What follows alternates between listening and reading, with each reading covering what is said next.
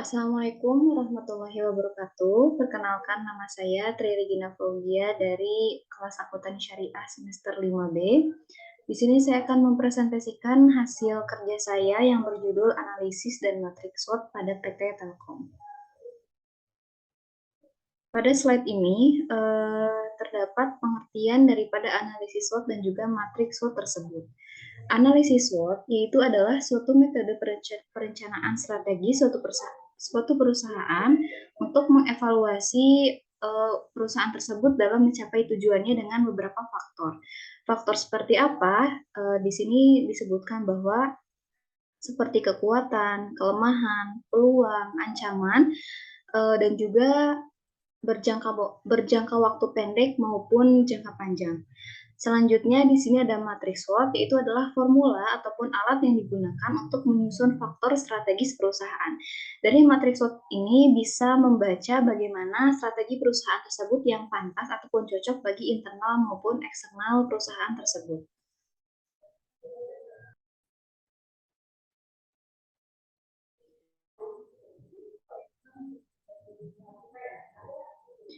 Pada slide selanjutnya, di sini tertera bahwa analisis SWOT pada PT Telkom yang pertama adalah strength ataupun yang bisa kita bilang kekuatan. Kekuatan di sini adalah membahas apa saja sih kelebihan maupun kekuatan daripada perusahaan tersebut melihat dari berbagai sisi tentunya, misalkan dari produksinya maupun dari lokal strategisnya ataupun dari bahan-bahan yang mereka pakai. Maka di sini ada beberapa poin yang PT Telkom punya, di antaranya yang pertama memiliki sumber daya manusia yang handal, profesional dan juga kompeten, dua memiliki konsep yang selalu mengutamakan pelanggan, tiga memiliki peralatan yang lengkap, empat memiliki pengalaman yang panjang, lima menyediakan program pelatihan secara berkala. Selanjutnya di sini terdapat weakness ataupun kelemahan.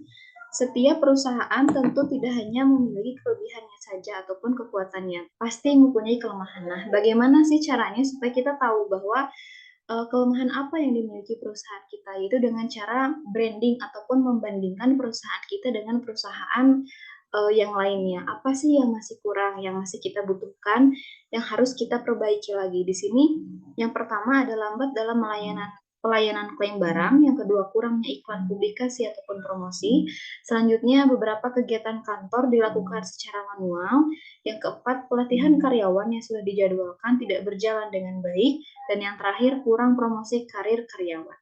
Maka dari poin-poin tersebut berpengaruh kepada bagaimana atau yang bisa kita bilang takdir perusahaan tersebut ke depannya.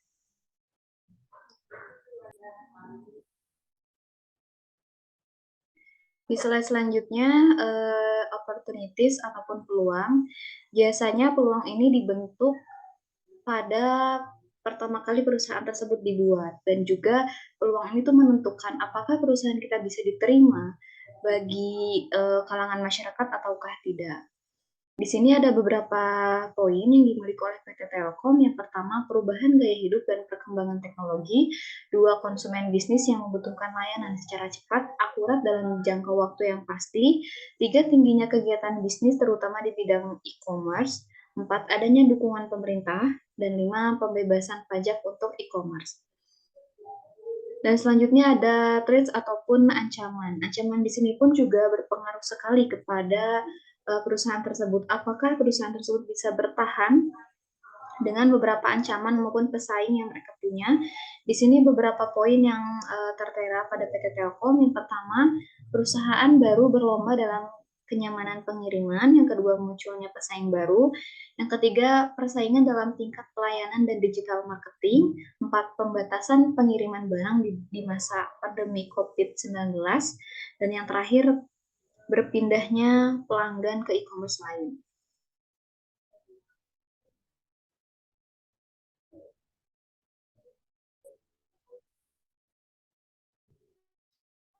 Selanjutnya di sini ada diagram SWOT analisis pada PT Telkom. Di sini saya simpan kekuatan-kekuatan yang ada pada PT Telkom dan kita nilai dan juga kita rating. Yang pertama memiliki sumber daya manusia yang handal dan profesional, juga kompeten. Di sini saya beri nilai 4, sangat kuat karena tentunya sumber daya manusia yang handal, profesional, juga kompeten sangat dibutuhkan bagi suatu perusahaan. Dan saya rating 3, yaitu kuat. Yang kedua, memiliki konsep yang selalu mengutamakan pelanggan. Tentunya itu pun juga menjadi poin yang penting, maka saya beri nilai 3. Lalu selanjutnya memiliki peralatan yang lengkap, saya beri poin 4 karena menurut saya itu sangat penting. Dan yang keempat, memiliki pengalaman yang panjang, saya beri rating 2. Kenapa? Karena terkadang pengalaman pun juga membutuhkan ilmunya, maka lebih baik jika saya beri nilai 4, itu pun dengan ilmunya. Tapi di sini mereka hanya memberikan pengalamannya saja, maka saya hanya beri 2 ataupun nilainya cukup penting. Lalu selanjutnya menyediakan program pelatihan secara berkala. Saya beri nilai 3. Maka dengan jumlah nilainya itu 16, bobotnya adalah 1,00, ratingnya 12, dan juga skornya 2,50. Selanjutnya saya lakukan hal yang sama mengenai kelebihan tadi kepada weakness maupun opportunities. Di sini yang pertama, lambat dalam pelayanan klaim barang, nilai saya beri 4. Lalu kurangnya iklan publikasi, saya beri nilai 3. Selanjutnya beberapa kegiatan kantor dilakukan secara manual, saya beri 2. Dan juga pelatihan karyawan yang sudah dijadwalkan tidak berjalan dengan baik, saya beri 3. Dan kurang promosi karyawan, saya beri 3. Maka jumlah daripada nilai kelemahan ini 15. Dan juga skor dari kelemahan ini adalah minus 2,60. Di sini pada peluang, poin-poinnya, yang pertama saya beri nilai 4 dan juga rating 3. Yang kedua saya beri nilai 4 dan juga ratingnya 3. Dan yang ketiga saya memberikan nilai 3 dan juga ratingnya 3. Dan yang selanjutnya adanya dukungan pemerintah, saya beri nilai 4 dan ratingnya 2. Selanjutnya yang terakhir, pembebasan pajak untuk e-commerce, saya beri nilai 2 dan ratingnya 4. Maka jumlah daripada nilai peluang ini 17 dan juga skornya adalah 2,88. Yang terakhir adalah ancaman. Di sini yang pertama, perusahaan baru berlomba dalam kenyamanan pengiriman, saya beri nilai 4 karena menurut saya itu sangat penting sekali untuk dipertimbangkan. Lalu selanjutnya munculnya pesaing baru, itu pun juga penting untuk kita lihat. Selanjutnya persaingan dalam tingkat pelayanan dan digital marketing juga penting untuk dipertimbangkan, maka saya beri nilai 3. Yang keempat, pembatasan pengiriman barang di masa pandemi COVID-19, saya beri nilai 1 karena malah di zaman COVID sekarang ini, pengiriman barang itu lebih mudah dilakukan. Banyak orang-orang yang memilih untuk pengirimannya itu online gitu daripada membeli langsung. Selanjutnya terakhir berpindahnya pelanggan ke e-commerce lain. Itu pun saya beri nilai 2 karena dinilai cukup penting begitu. Maka jumlah daripada nilai ancaman ini berjumlah 13 dengan skor minus 2,23.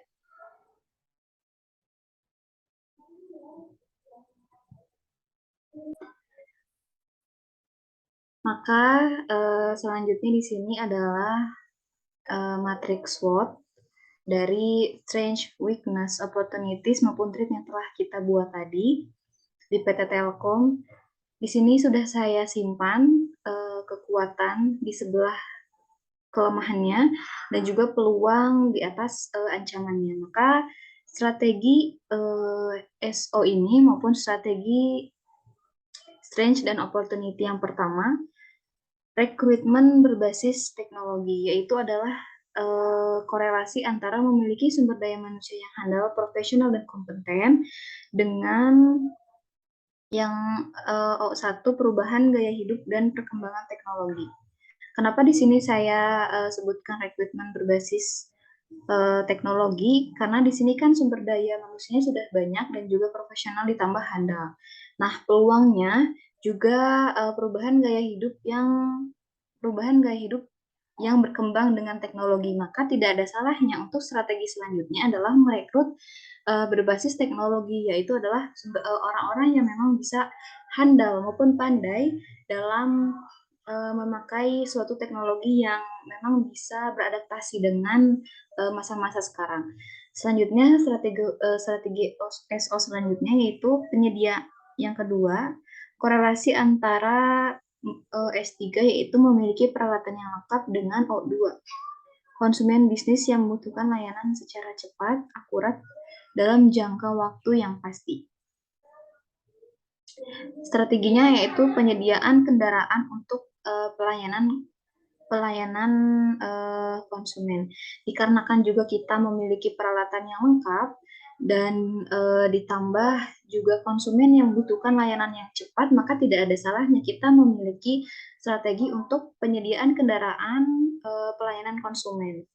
Selanjutnya yaitu strategi yang ketiga, korelasi antara S2, yaitu memiliki konsep yang selalu mengutamakan pelanggan, dengan O3 tingginya kegiatan bisnis terutama di bidang e-commerce. Itu strateginya adalah memberikan promosi pengiriman barang untuk pelanggan. Selanjutnya pada strategi WO ataupun weakness dan opportunity. Yang pertama, korelasi antara W1 dan O2. W1 di sini adalah lambat dalam pelayanan klaim barang, kelemahan pada PT Telkom. Lalu peluangnya adalah konsumen bisnis yang membutuhkan layanan secara cepat, akurat, dalam jangka waktu yang pasti. Nah, strategi yang bisa dimunculkan yaitu adalah sumber daya manusia khusus penanganan klaim barang. Di sini maksudnya adalah dikarenakan juga melihat kelemahannya ini lambatnya dalam pelayanan dan peluangnya ini adalah konsumen sangat membutuhkan yang cepat, maka strategi yang bisa keluarkan adalah kita merekrut sumber daya manusia yang memang khusus mengenai klaim barang tersebut. Lalu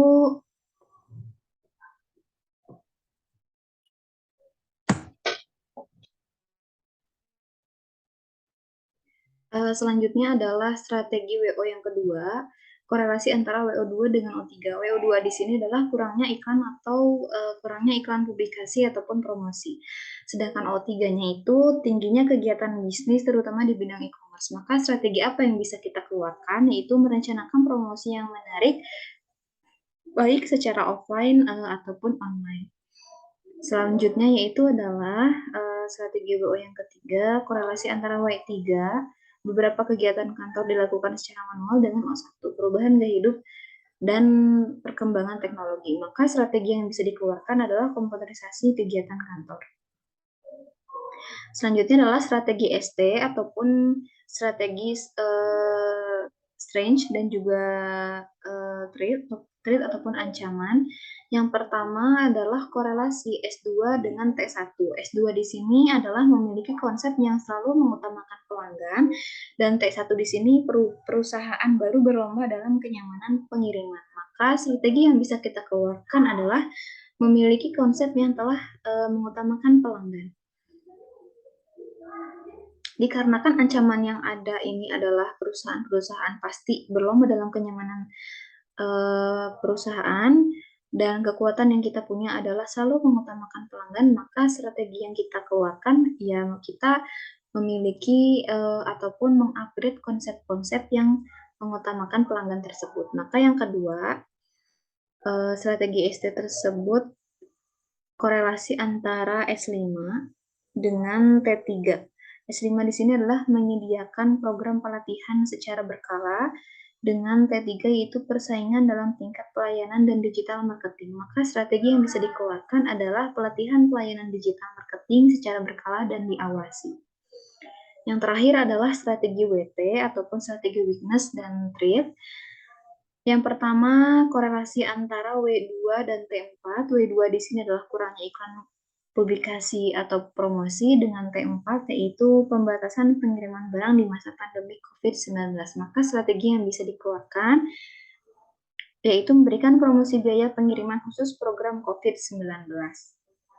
Dan yang kedua, korelasi antara W5, yaitu kurang promosi karir karyawan, dengan T1, yaitu adalah perusahaan baru berlomba dalam kenyamanan pengiriman. Maka strategi yang bisa dikeluarkan adalah membentuk program penghargaan karyawan berprestasi. Demikian yang bisa saya sampaikan. Mohon maaf atas segala kekurangannya. Wabillahi taufiq wal hidayah. Wassalamualaikum warahmatullahi wabarakatuh.